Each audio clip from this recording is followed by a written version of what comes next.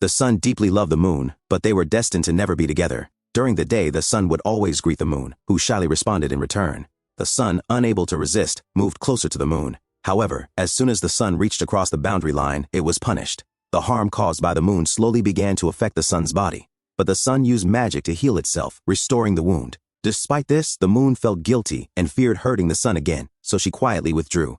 At night, the moon took over the sun's duties. The sun, still filled with warmth, greeted the moon again, but found that the moon no longer dared to respond.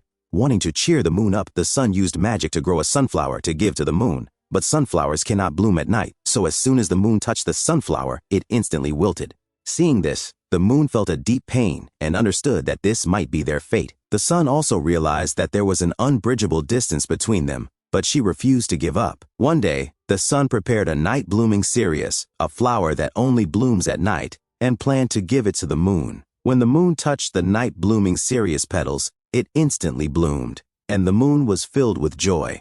Seeing the moon smile, the sun planted a vast field of night-blooming cereus flowers so that the moon could witness this beautiful sight every night.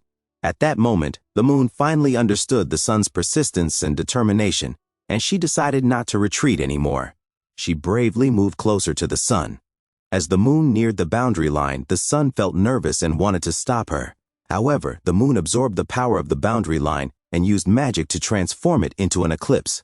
Finally, the sun and the moon held hands. The boundary line no longer existed, and there was no obstacle between them. From then on, they were never separated again, and their love crossed all boundaries.